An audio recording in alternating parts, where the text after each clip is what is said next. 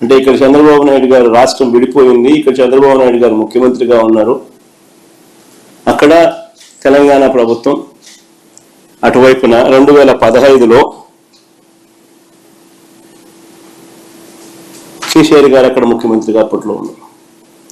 Kalwakurthy lift కెపాసిటీని 25 టీఎంసీల నుంచి 40 నుంచి 50 టీఎంసీలకు పెంచాడు.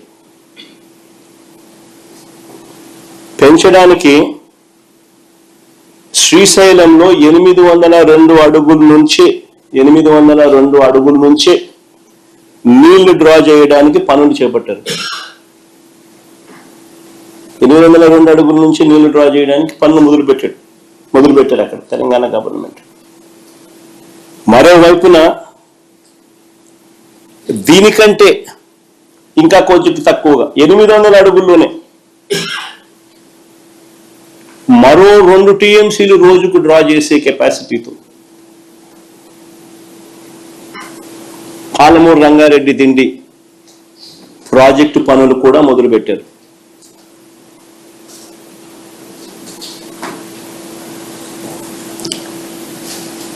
ఇంకోవైపున 825 అడుగులకి ఎస్ఎల్బిసి నుంచి మరో 40 టీఎంసీలు తీసుకెళ్లే నిర్మాణ పనులు కూడా ఒకవైపున సాగుతా ఉన్నాయి.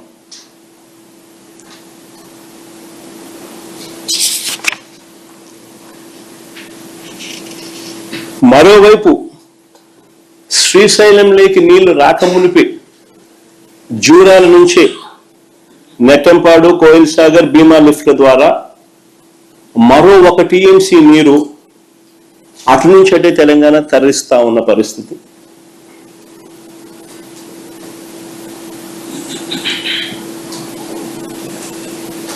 ఇంకోవైపున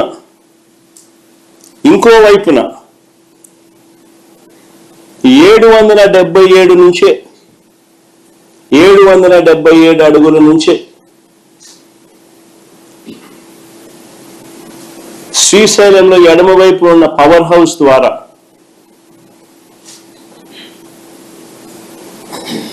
మరో 4 టీఎంసీల నీళ్లు రోజుకు ఇష్టం వచ్చినట్టుగా ఎడాపెడా పవర్ హౌస్ ఆపరేషన్స్ తో తరలిస్తా నీళ్లు శ్రీశైలం నుంచి ఖాళీ చేస్తా ఉన్న పరిస్థితి. అంటే ఒకసారి గమనించమని అడుగుతా ఉన్నా.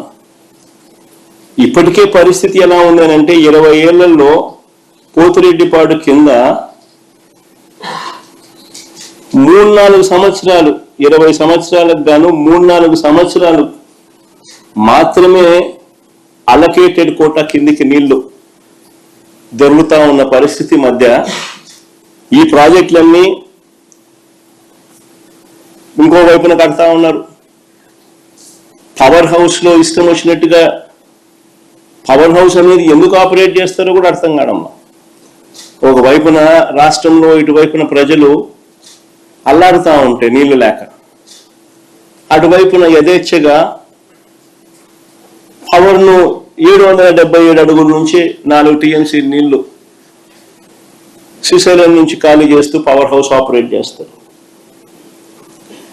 రోజుకి 8 టీఎంసీల నీళ్లు ఈ లిఫ్ట్లు అయితేనేమి, ఈ పవర్ హౌస్ ద్వారా అయితేనేమి శ్రీశైలం నుంచి నీళ్లు ఖాళీ అవుతా ఉన్న పరిస్థితి.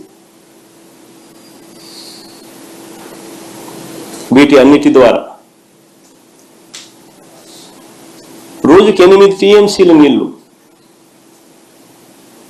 ఈ లిఫ్ట్ల ద్వారా అయితేనేమి, ఈ పవర్ హౌస్ల ద్వారా అయితేనేమి శ్రీశైలం డ్యామ్ నుంచి ఖాళీ అవుతా ఉన్న పరిస్థితి. మన రాష్ట్ర పరిస్థితి చూస్తే అటువైపున ఈ పరిస్థితి ఉంది.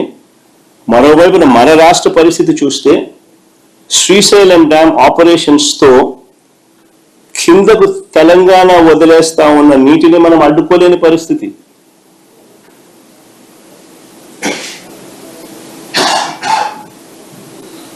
కింద వాళ్ళ పవర్ హౌస్ లెఫ్ట్ బ్యాంక్ వాళ్ళ దగ్గర వాళ్ళ ఏరియాలో ఉంది.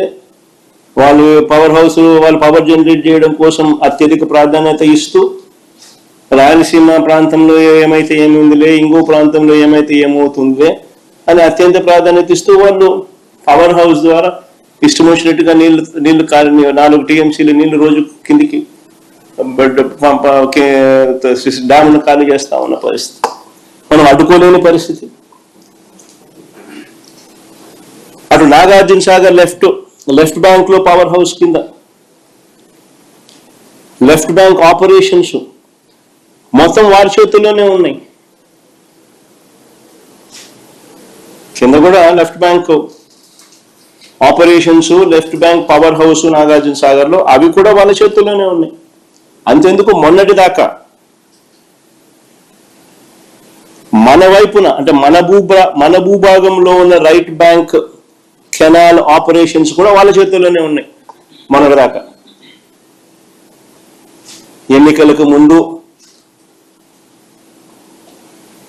మళ్ళీ మనం వైఎస్ఆర్సీపీ ప్రభుత్వం ఉన్నప్పుడు వెనక్కి తీసుకున్నాం. తెలంగాణ ఎన్నికలు అయిపోయిన తర్వాత మన ఎన్నికలకు ముందు మనం వెనక్కి తీసుకున్నాం. అంతవరకు మన భూభాగంలో ఉన్న ఆపరేషన్స్ కూడా వాళ్ళ చేతుల్లోనే చంద్రబాబు నాయుడు గారు పెట్టారు.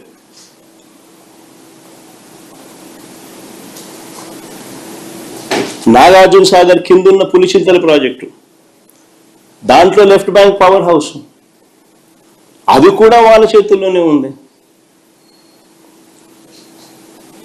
రాష్ట్రానికి, రాయలసీమకు తీవ్ర విఘాతం కలిగించే ఈ నిర్ణయాలన్నీ కూడా రాష్ట్ర విభజన జరిగిన తర్వాత చంద్రబాబు హయాంలో తీసుకున్నవే.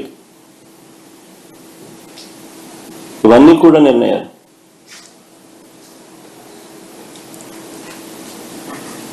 అటు చంద్రబాబు నాయుడు పరిస్థితి ఏమేనంటే, ఓటుకు కోట్ల కేసులు,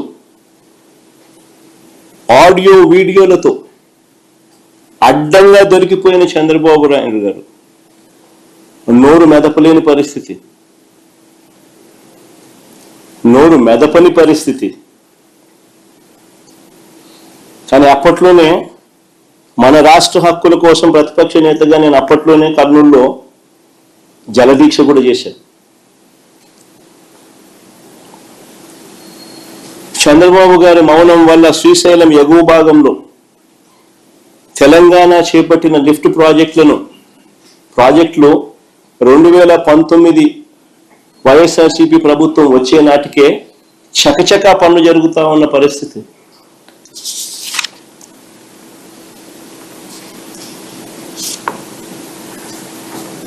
తెలంగాణ ప్రభుత్వం చేపట్టిన కల్వకుర్తి ఎక్స్పాన్షన్ అయితేనేమి, ఎస్ఎల్బిసి ఎక్స్పాన్షన్ అయితేనేమి, పాలమూరు రంగారెడ్డి దిండి ఎత్తిపోతల ప్రాజెక్ట్ అయితేనేమి, వీటికి ఏ దానికి కూడా పర్యావరణ అనుమతులు లేవు.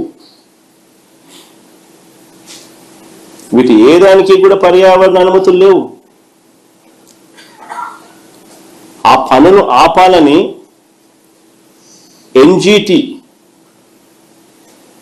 2021 అక్టోబర్లో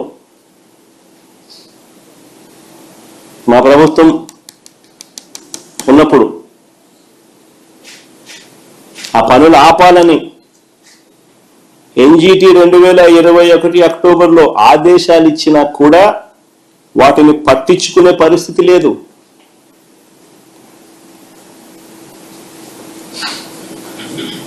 రెండు 2022లో ఎన్జిటి తెలంగాణకు 920 కోట్ల రూపాయల జరిమానా విధించింది.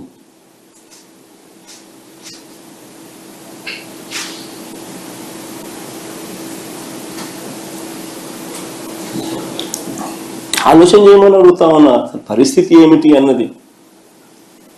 ఒకవైపు చూస్తే తెలంగాణ లిఫ్ట్లు అయితేనేమి, తెలంగాణ పవర్ హౌస్ ఆపరేషన్స్ అయితేనేమి,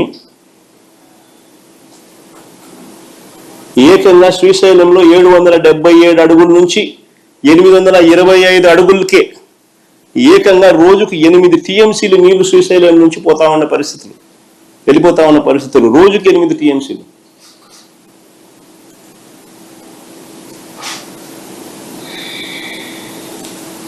ఆంధ్ర రాష్ట్ర పరిస్థితి చూస్తే